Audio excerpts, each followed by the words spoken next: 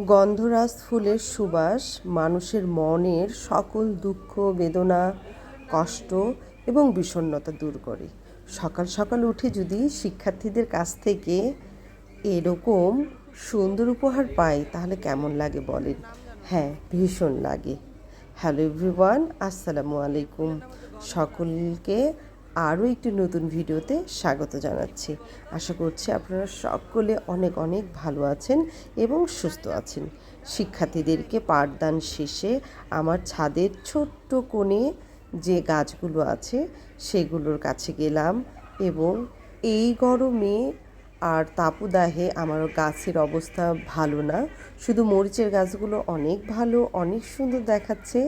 আর বরবটির গাছ সম্পর্কে আপনাদের আর কী বলবো, সেই যে ফল দেওয়া শুরু করেছে বরবটি, হতেই আছে।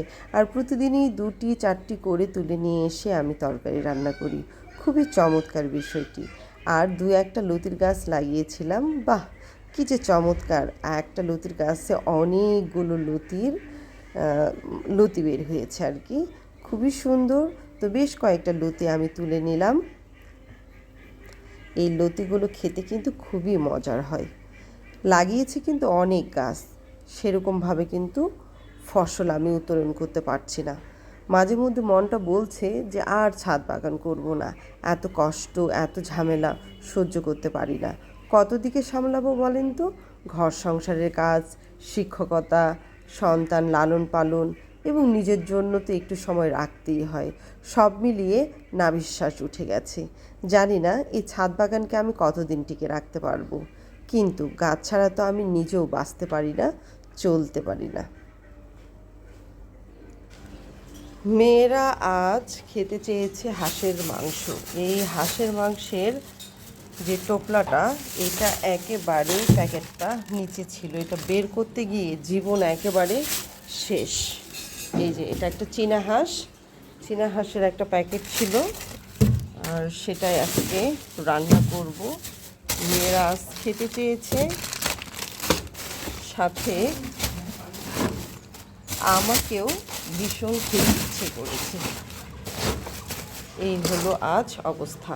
আর সেই হাঁসের ছিল ডিম, দেখতে পাচ্ছেন, ডিম। আর লিও মশাই এখানে কি করছে? বইয়ের উপরে কি করছো লিও? এই যে 6ষ্ঠ শ্রেণীর একটা বই সে এখানে ফেলে রেখেছে। তো এখন আমি রাজহাঁসটাকে, সরি এটা রাজহাঁস না, এটা একেবারে চীনা হাঁসটাকে ভিজিয়ে দিলাম। এটা আজকে রান্না হবে।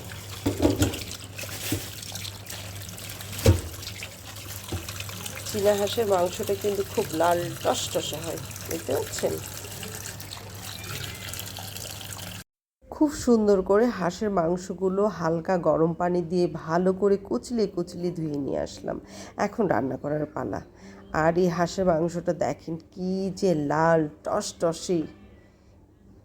উফ, রাজহাঁসের মাংস, রাজহাঁস না, চীনা হাঁসের মাংস খেতে কিন্তু ভীষণ মজার হয়। এর থেকে মজার হাঁস আমি আমার জীবনে খাইনি।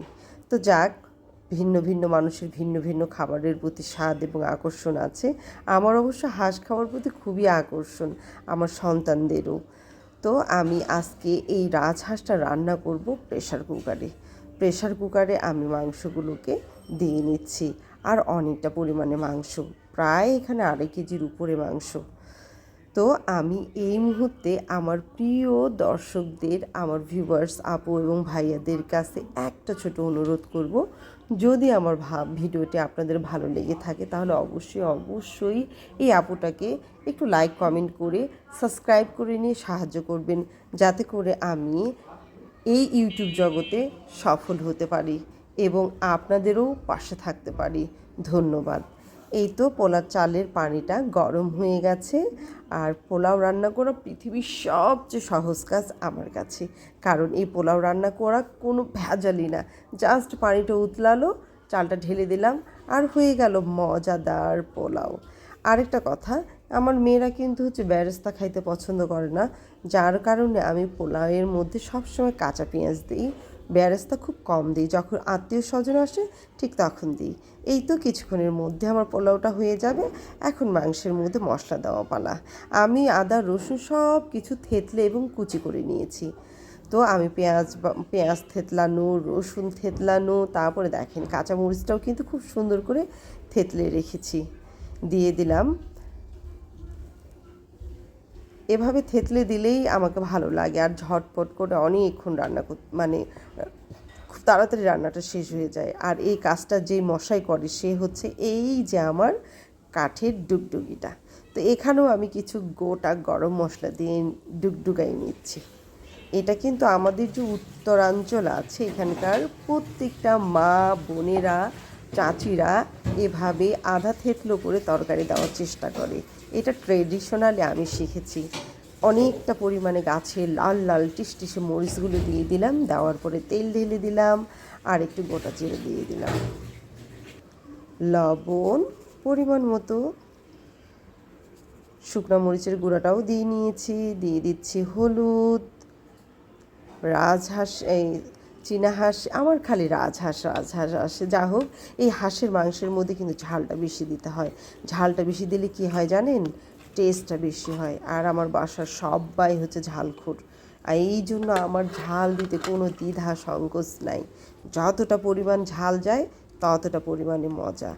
আর দেখেন বেলকনির মধ্যেও কিন্তু আমি লাগিয়েছি মরিচের গাছ। মানে এক কথায় মরিচ যেরকম আমি খেতে পছন্দ করি ঠিক সেরকম যেখানে জায়গা পেয়েছি সেখানে মরিচ লাগিয়ে দিয়েছি। আর এই তো টাটকা মরিচ দিয়ে দিলাম আমি পোলাওয়ের মধ্যে একটা সুন্দর ফ্লেভার অ্যাড হওয়ার জন্য। আর পোলাওটা হয়ে গেছে, এখন এটাকে আমি নামিয়ে নিয়ে প্রেশার কুকারে মাত্র 2টা সিটি দেওয়ার জন্য মাংসগুলোকে চাপিয়ে দিলাম। পাওয়ারটা আমি একটু বাড়িয়ে দিব যাতে করে ঝটপট হয়। আর এই তো ঠিক 10 থেকে 12 মিনিটের মধ্যে সিটি দিয়ে দিয়েছে। আর এখন আমি আলাদা একটা কড়াইয়ের মধ্যে ঢেলে নিচ্ছি আজকের সকলের ডিমান্ড তো ছিল না, লটারি ছিল, লটারির তরকারি, সেটা হচ্ছে হাঁসের ভুনা। কিন্তু একটা দুঃখজনক বিষয় হচ্ছে হাঁসের মাংসটা মনে হয় একটু বেশি সেদ্ধ হয়ে গেছে। মনটা এই জন্য খারাপ, কারণ হাঁসের মাংস একটু ওই শক্ত শক্ত হইলেও কিন্তু মজা লাগে। তো যাক, ধীরে ধীরে এখন আমাকে খুব দ্রুতই এটাকে কষিয়ে নিতে হবে, কারণ বেশি কষানো যাবে না এবং অল্প তাপে রাখা যাবে না। যার কারণে আমি এটাকে ইন্ডাকশন কুকার থেকে গ্যাসের মধ্যে দিয়ে দিলাম। আর এক হাতে ক্যামেরা ধরে ভিডিও করা আর অন্য হাতে তরকারি নাড়া খুবই কষ্টদায়ক। কত কষ্ট করে আমি ভিডিওটি করছি। তো যাক, বারবারে আমি কড়াইটাকে লাইনে আনি সোজা করে রাখতে যাচ্ছি, বারবারে সে বেঁকে যাচ্ছে। সে যতই বেঁকে যাক না কেন, তাকে কান ধরে সোজা করে আমি তরকারি নাড়তেই আছি। তো তরকারিটা দেখতে এত সুন্দর হয়েছে মাশাআল্লাহ।